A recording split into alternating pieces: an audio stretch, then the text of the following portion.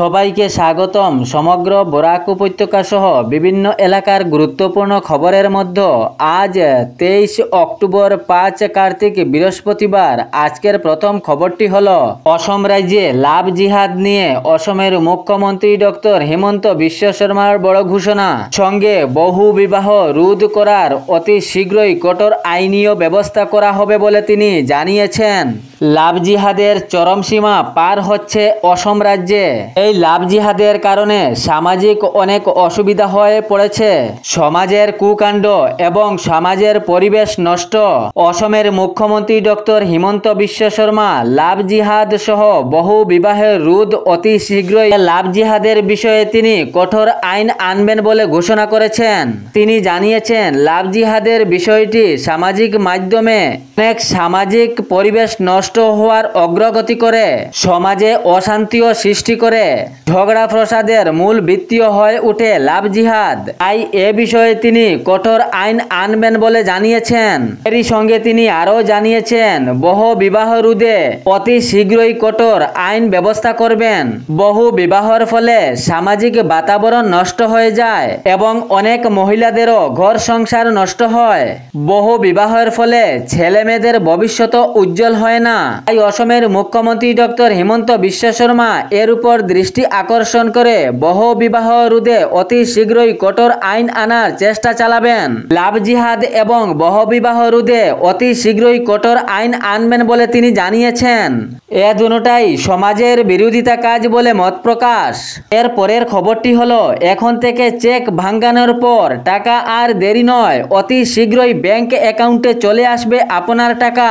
পূর্বে এসবিআই এ চেক ভাঙানোর সময় অনেক সময় লাগতো, যাতে কয়েক ঘন্টা বা কয়েকদিন অপেক্ষা করতে হতো, কিন্তু এখন আর অপেক্ষা নয়। চেক জমা দেওয়ার 3 ঘন্টার পরেই আপনার ব্যাংক অ্যাকাউন্টে চলে আসবে টাকা। যে কোনো মুহূর্তে আপনি সেই টাকা উঠাতে পারেন। গ্রাহকের সুবিধার ক্ষেত্রে এ পদক্ষেপ নেওয়া হয়েছে। পূর্বে গ্রাহক চেক জমা দেওয়ার পর কয়েক দিন বা কয়েক ঘন্টা অপেক্ষা করতে হতো, কিন্তু এখন আর অপেক্ষার সময় শেষ। এসবিআই এর তরফ থেকে ঘোষণা জারি করা হয়েছে চেক জমা দেওয়ার 3 ঘন্টার পরেই টাকা আপনি নিতে পারেন। আর এখন পূর্বের যে সময়সীমা ছিল সেই সময়সীমা সমাপ্ত হয়েছে। এখন কিছু সময়ের ভিতরেই আপনার চেক টাকায় পরিণত হবে।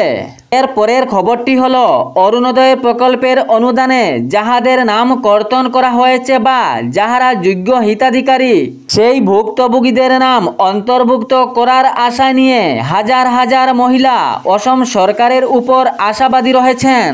রাজ্যের অনেক মহিলা রয়েছেন যাহারা পূর্বে থেকেই অরুণোদয়ের প্রকল্পে টাকা পেয়ে এসেছেন, কিন্তু অরুণোদয় সংশোধনীর সময় তাহাদের নাম কর্তন করা হয়েছে, নতুন তালিকায় তাহাদের নাম নেই। এ বিষয়ে অনেক ভুক্তভোগী মহিলারা নতুন অরুণোদয় প্রকল্পের নামে অন্তর্ভুক্ত করার জন্য আশাবাদী হয়ে রয়েছেন। এমনও মহিলারাও রয়েছেন যাহারা যোগ্য হিতাধিকারী, কিন্তু কখনো উনাদের অরুণোদয় প্রকল্পের নামে অন্তর্ভুক্ত করা হয়নি।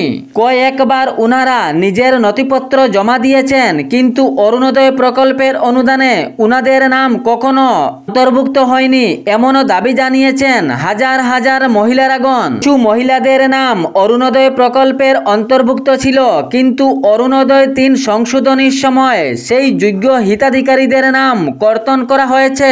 সেই ভুক্তভোগী মহিলারা অসম সরকারের উপর আশাবাদী রয়েছেন।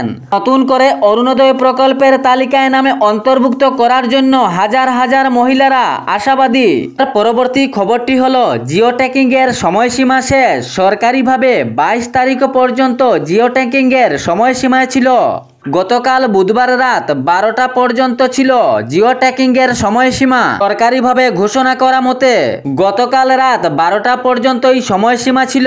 রাজ্য সরকারের ঘোষণা মতে 22 তারিখ পর্যন্ত ছিল জিও ট্যাগিং এর সময়সীমা। প্রধানমন্ত্রী আবাস যোজনার জিও ট্যাগিং এর সময় অনেক এলাকায় নেটওয়ার্কের প্রবলেম ছিল। এ দেখে রাজ্য সরকারের পক্ষ থেকে আরো 2 দিন সময়সীমা বাড়িয়ে দেওয়া হয়েছিল। তবে গতকাল 22 তারিখ রাত রাত 12টা পর্যন্তই ছিল জিও ট্যাকিংয়ের সময়সীমা। সরকারিভাবে 22 তারিখ রাত 12টা পর্যন্ত সময়সীমা ছিল। এর খবরটি হলো, এক ঐতিহাসিক রায় ঘোষণা করা হলো বরপেটা জেলা ও সত্র বিচারক দীপক ঠাকুরিয়ার আদালতে। স্ত্রী এবং মেয়েকে নির্মমভাবে হত্যার মামলায় ঋষভ নামের ওই দোষীকে মৃত্যুদণ্ডের দণ্ডিত করল আদালত। গতকাল বুধবারে আদালত ওই ব্যক্তিকে মৃত্যুদণ্ডের ঘোষণা রায় দেয়। ঘটনার বিবরণে জানা যায়, অভিযুক্ত ঋষভ দাস কুটার দিয়ে তাহার নিজ স্ত্রী এবং তাহার নিজ মেয়েকে কুপিয়ে হত্যা করেছিল। এই ঘটনা ঘটার পর পুরো বরপেটা এলাকা জুড়ে তীব্র চাঞ্চল্য সৃষ্টি হয়েছিল। স্ত্রীর নাম বিনীতা দাস এবং মেয়ের নাম হিয়া দাস। মেয়ে উচ্চ মাধ্যমিকের ছাত্রী ছিল। এই ঘটনাটি সংঘটিত হয়েছিল বরপেটা শহরের গান্ধীনগরে। এ ভয়ঙ্কর ঘটনার পরেই সেই দিন বরপেটা পুলিশ প্রশাসন অভিযুক্ত ঋষভ দাসকে গ্রেফতার করে। এ ঘটনার দীর্ঘ বিচার প্রক্রিয়াও হয়। টানা 2 বছরের পর ঋষভ দাসকে অবশেষে মৃত্যুদণ্ডের রায় ঘোষণা করল আদালত। ঘটনাটি ঘটেছিল 13 অক্টোবর 2023 সালে। চার্জশিট দাখিল করা হয় 2024 সালের শুরুতেই। দীর্ঘ বিচার প্রক্রিয়া আদালতের চলার পর 16 অক্টোবর 2025 সালে ঋষভ দাসকে এই হত্যাকাণ্ডের দোষী সাব্যস্ত ঘোষণা করে আদালত এবং অবশেষে গত বুধবার আদালত ঋষভ দাসকে মৃত্যুদণ্ডের রায় ঘোষণা করে। এই ঐতিহাসিক রায় চমকে দিয়েছে জনমতে। এর পরবর্তী খবরটি হলো, উচ্চ মাধ্যমিকের চূড়ান্ত পরীক্ষার ফর্ম ফিল আপ প্রক্রিয়া শুরু। গতকাল থেকে শুরু হয়েছে ফর্ম পূরণের প্রক্রিয়া। আগামী ফেব্রুয়ারি মার্চে পরীক্ষার্থীদের চূড়ান্ত পরীক্ষা অনুষ্ঠিত হবে। বিনামূল্যে ও সুযোগ রয়েছে। পারিবারিক আয় 2 লক্ষের কম থাকলে বেসরকারি প্রতিষ্ঠানের জন্য 1200 টাকা এবং স্বীকৃতি প্রতিষ্ঠানের নিয়মিত শিক্ষার্থীদের 900 টাকা নির্ধারণ করা হয়েছে। 300 টাকা ব্যবহারিক ফি এবং 350 টাকা কেন্দ্রের ফি। এর পরের খবরটি হলো, 2 দিনের বরাক সফরে অসমের মুখ্যমন্ত্রী ডক্টর হিমন্ত বিশ্ব শর্মা। আগামী শুক্রবার 24 তারিখ এবং 25 তারিখ শনিবারের তালিকায় রয়েছে কাছাড় ও শ্রীভূমি জেলা। বেশ কিছু গুরুত্বপূর্ণ সরকারি ও জনসভামূলক কার্যসূচিতে অংশ নেবেন তিনি। শ্রীভূমি জেলার রামকৃষ্ণনগরে সেখানে মহিলা উদ্যমিতার অভিযানে উপভোক্তাদের মধ্যে চেক বিতরণ অনুষ্ঠানেও তিনি অংশগ্রহণ করবেন।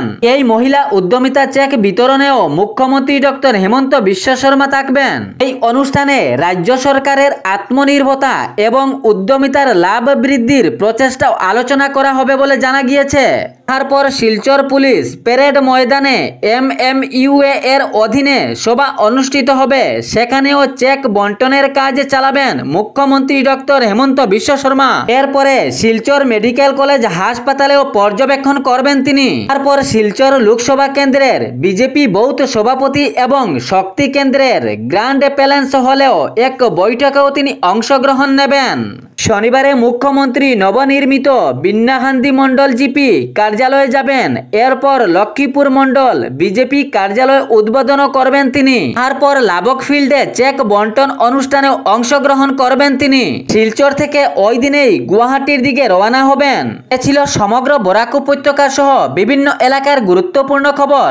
এরকম নিত্য নতুন খবর পাওয়ার জন্য চ্যানেলটি সাবস্ক্রাইব করে রাখবেন এবং ভিডিওটি লাইক করে অবশ্যই শেয়ার করবেন যাতে সঠিক সংবাদগুলো অন্যজনের কাছে পৌঁছায়। ধন্যবাদ।